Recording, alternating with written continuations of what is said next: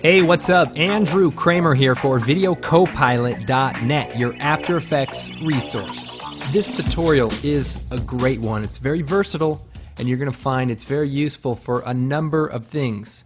To bring demons back from the dead is tricky business, I can assure you. And what you need to do is get some candles, a blanket, a book of spells, and possibly some snacks, just in case you do bring the demons into the living world. They might be hungry and you don't want them to eat you, so bring some like fruit roll-ups or some Cheez-Its or what do you have lying around, because you don't want to be their snack. And where you need to go is a graveyard, and you have to go at night. It's really dark and you're scared to go.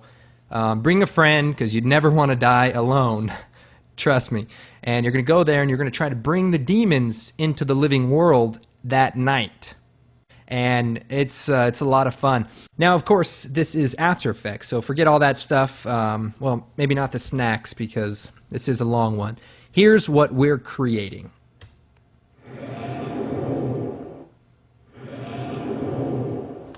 All right, so of course we have Sam Loya here, and he is of course half demon, as you can see. And what we're going to do is create a shot where we transform him. And if you look here, you can see he slowly mutates or morphs into this monster. Okay, so let's go ahead and get started. What I have is a composition of our friend Sam giving us a crazy face. This is raw footage, by the way, so just in case you were wondering. And what I'm going to do is motion track our footage. The key to this effect is stabilizing the face. And when you're shooting, the key is to make sure that your actor stays square with the camera, because we're not doing 3D motion tracking, only 2D motion tracking. Also, another example of what you can do with this effect. You won't believe this. Who said demons don't have to look good?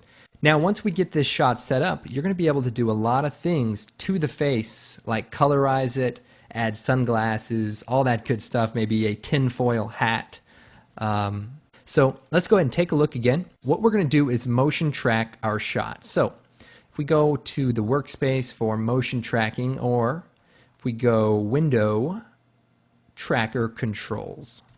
And what we're going to do is stabilize the motion. If we click Stabilize Motion with the footage selected, we will open up in our viewer to begin tracking. Now, we need to track the rotation as well as the position. So we'll take track point number 1 and drag it over to the left eye, track point number 2 to the right eye.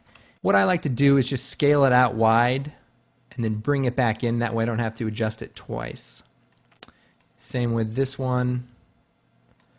And we want to get a little bit of the eyebrow and just the corner of the eye. Now, the eye is a good place to track because the eyes don't really move. Once you get that in place, we can begin tracking. So we're going to come over to the tracker controls and analyze forward.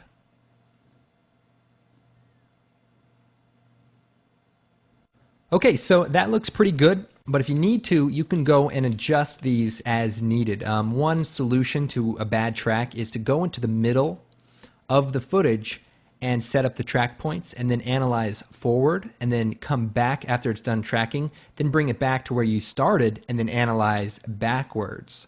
And sometimes it works well because of where the reference point starts. Once we've tracked it, we're going to click Apply. And it's going to apply to the X and Y.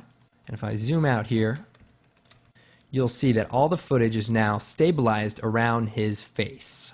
There is one problem. All of the blackness comes in around the edges as it rotates and repositions to make sure that the stabilization is locked in.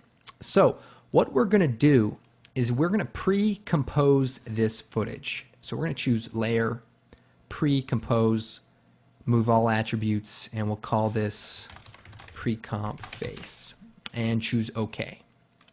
Then if we Alt double click into the comp, we can now make adjustments inside of here. And what we want to do is increase the bounds of this composition. So composition settings, and we're going to change the width and height to about 1700 by about 950.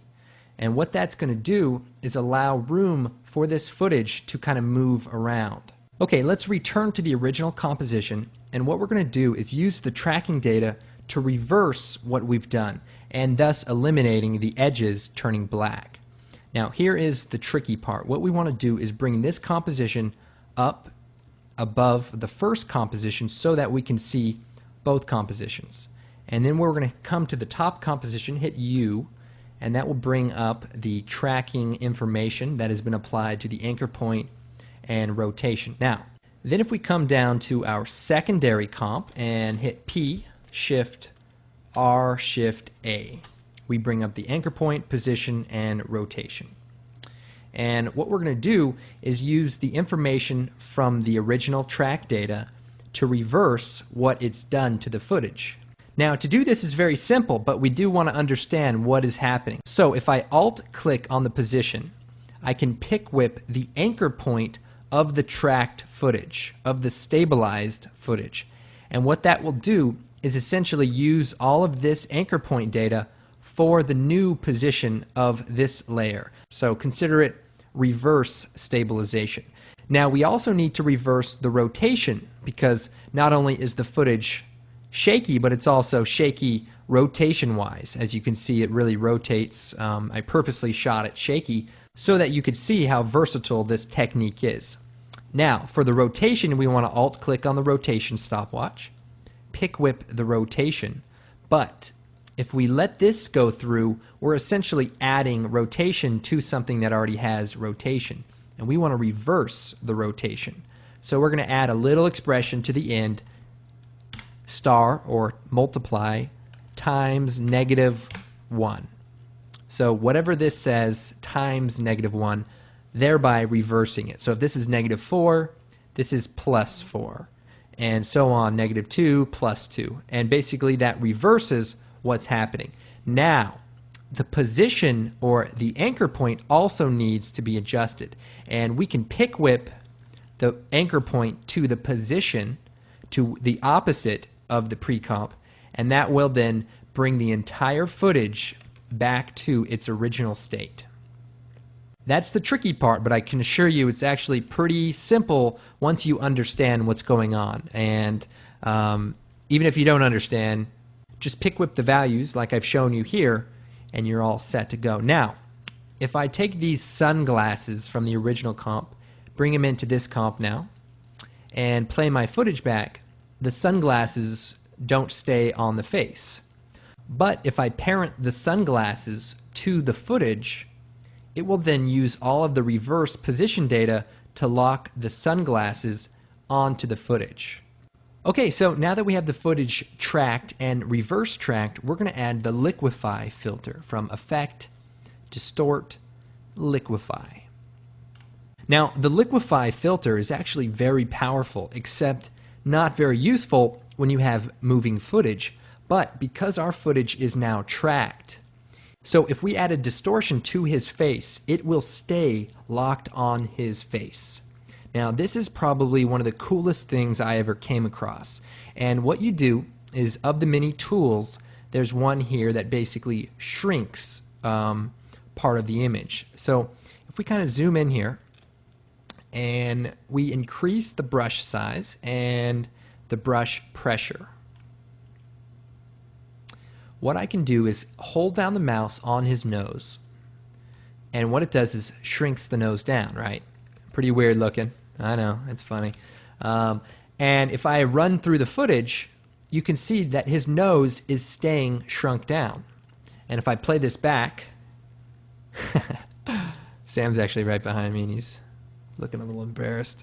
If I play this back, we have that distortion locked on to the face. Now, if I were to apply this liquefy to an adjustment layer or a non-tracked and reverse-tracked footage, you wouldn't be able to do this.